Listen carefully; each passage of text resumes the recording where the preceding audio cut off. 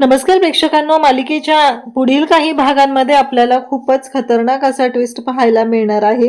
कारण इकडे खूप मोठ्या गोष्टी घडलेल्या आहेत. प्रियाने खूप मोठा कांड केलेला आहे आणि त्यामध्ये अर्जुनला तिने अडकवलेला आहे. पोलीस अर्जुनला अटक करायला आलेले आहेत कारण शांताच्या खुनाच्या आरोपात. पण हे सगळं कशा पद्धतीने घडणार आहे, या सगळ्या गोष्टी कशा पद्धतीने मॅनेज केल्या जाणार आहेत ते आपल्याला या व्हिडिओमध्ये पाहायला मिळणार आहे. आणि प्रिया ही यामध्ये कशा पद्धतीने अडकणार आहे. तर इकडे आता सायलीने सर्वांसाठी पन्ह केलेलं असतं आणि सायली ते पन्ह घेऊन आलेली असते, सगळ्यांना सांगत असते. आणि त्याच वेळी चैतन्य सुद्धा तिथं आलेला आहे. चैतन्यही तिथे येतो आणि चैतन्य जेव्हा तिथं आलेला आहे तेव्हा चैतन्य म्हणत असतो की काय, सायली वहिनीच्या हातचं पन्ह? नाही नाही, ते तर मला पाहिजेच, असं तो आवर्जून सांगू लागतो. खरं तर चैतन्य हे सगळं मनापासून बोलत असतो.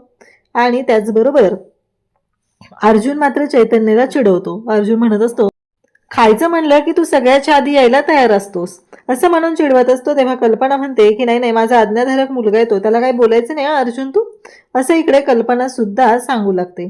खरं तर या गोष्टी ज्या पद्धतीने घडत आहेत त्यामध्ये इकडे चैतन्य आणि त्याचबरोबर अर्जुन दोघंही एकमेकांना चांगलं चिडवत असतात आणि त्यांच्या दोघांमधलं जे बॉन्डिंग आहे ते तर आपण पाहिलेलंच आहे. इकडे सचिनने जी कामगिरी केलेली असते त्याच्यावरती महिपत आणि नागराज दोघंही खुश असतात आणि ते दोघंही सांगत असतात की खरंच म्हणजे खूप चांगल्या पद्धतीने केलंय आणि ही जी आयडिया तू वापरलीस ना ती खरंच खूप मोठी गोष्ट होती, असं त्यांचं बोलणं सुरू असतं. तेव्हा साक्षी म्हणते की बरोबर आहे अण्णा, म्हणजे मी प्रयत्न केला असता तरीही माझ्याकडून ही गोष्ट पॉसिबल झाली नसती. तुम्ही म्हणताय ते अगदी बरोबर आहे, म्हणजे मला पण सचिनचं हे नवीनच रूप पाहायला मिळालेलं आहे, असं साक्षी सांगत आहे. तेव्हा मात्र महिपत म्हणत असतो की हो बरोबर आहे.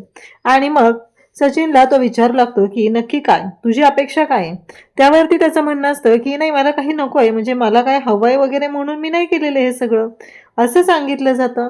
आणि तेव्हा मात्र इकडे हे बोलत असतात आणि मग नेमकं सचिनला तो सांगू लागतो की तुझं जे सगळं कर्ज आहे ना ते फिटलं म्हणून समजायचं. इथून पुढे तू माझ्यासोबत असणार आहे, तुला कुठल्याही गोष्टीसाठी घाबरण्याची गरज नाही, असा शब्द आता दिलेला असतो. आणि इकडे सचिन मात्र आता एक मोठा डॉन आपल्याला समोर पाहायला मिळणार आहे. ज्या पद्धतीने ह्या गोष्टी घडत आहेत आणि त्याच्यामध्ये जी काही ग्रोथ दिसत आहे, म्हणजे ज्या पद्धतीने त्याने या सगळ्या गोष्टी केलेल्या आहेत आणि स्वतःचं एक अस्तित्व आता निर्माण केलेलं आहे, त्यामुळं महिपत मात्र त्याच्यावरती जाम खुश झालेला आहे. त्याचबरोबर त्याला सांगितलंही जातं की आम्हाला इथून बाहेर काढण्यासाठी काय प्लॅन केलाय. त्याने सुद्धा खूप जबरदस्त असा प्लॅन केलेला असतो.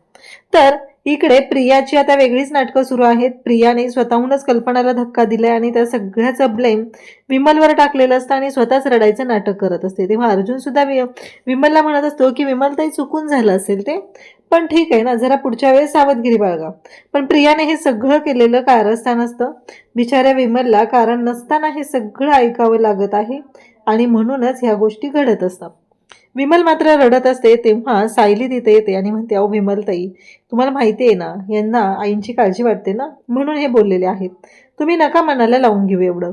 त्यावरती विमल म्हणत असते, पण अर्जुन दादांनी असं बोलायला नको होतं ना सायलीताई, अर्जुन दादा किती बोलले ना मला, मला ती गोष्ट मनाला लागली, असं ती सांगितल्यानंतर तेवढ्यातच अश्विन तिथं आलेला असतो. आणि अश्विन आल्यानंतर इकडे प्रियाची जी काही नाटकं सुरू होतात ते पाहून सायलीला जो काही राग येतो, कारण आजच सायलीनं ज्या पद्धतीने हे सगळं पाहिलेलं आहे, प्रिया आधिराज सोबत ज्या पद्धतीने वागत होती ते सगळं पाहिल्यामुळं तिला तर धक्काच बसलेला असतो. म्हणजे काही वेळापूर्वी ही मुलगी त्या मुलाबरोबर होती आणि आत्ता अश्विन भाऊजी येत आहेत तर त्यांच्यासोबत सुद्धा ही कशा पद्धतीने वागते. तेव्हा मात्र इकडे अश्विनला धक्का बसलेला असतो. अश्विन म्हणत असतो की काय नक्की, म्हणजे तुझ्या डोक्यात काय आहे, मला कळत नाहीये, आज काय आहे, वेगळं काय आहे का?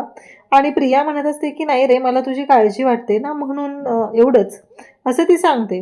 तेव्हा मात्र इकडे अश्विन म्हणत असतो की नाही, मला वाटलं काही स्पेशल आहे की काय. इकडे सायलीला खूप राग येतो आणि सायली त्या क्षणी आता जायला निघते आणि सायली म्हणत असते की बाद झालं, आतापर्यंत खूप झालंय, आणि ती रागाने तनतनत निघून जाते. तर इकडे प्रिया सगळ्यांना सांगते की आत्ता अश्विनने माझं कौतुक केलंय ना, ही गोष्ट कदाचित सायलीला आवडली नाहीये आणि म्हणून सायली रागाने गेलेली आहे, असं सुद्धा ती सांगते.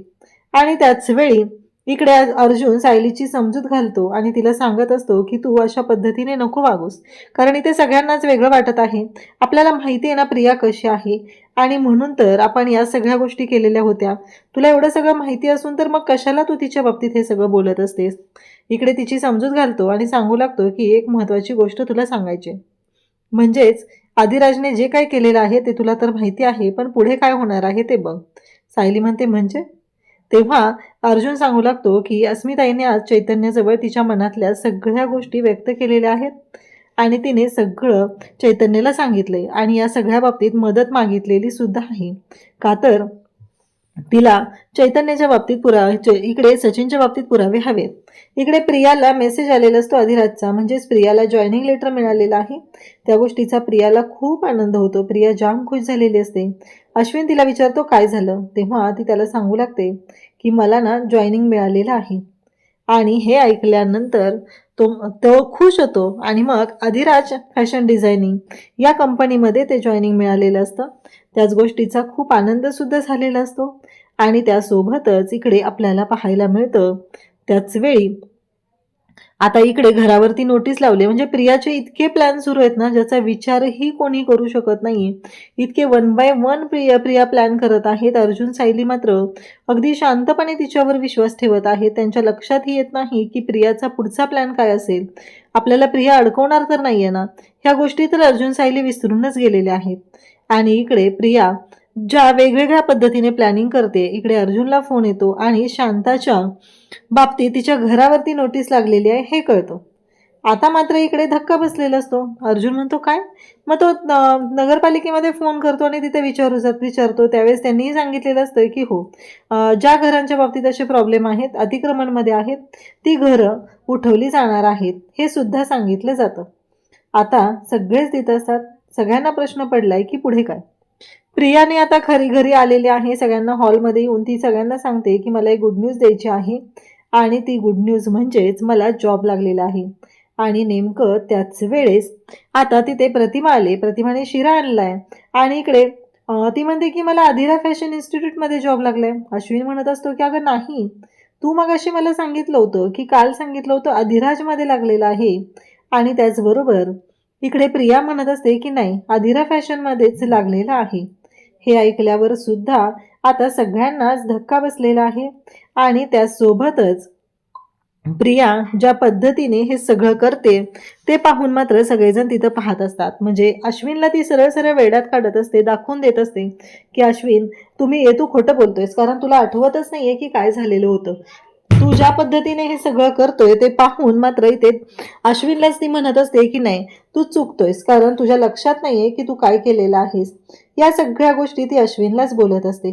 आता मात्र उद्याच्या भागात आपल्याला पाहायला मिळतं की या सगळ्या गोष्टी जेव्हा घडत असतात, नेमकं त्याच वेळेस आता प्रियाने जो काही गोंधळ घातलेला आहे आणि त्या गोंधळामध्ये प्रियाने शांताला बाहेर काढण्यासाठी हे सगळं केलेलं नाटक होतं.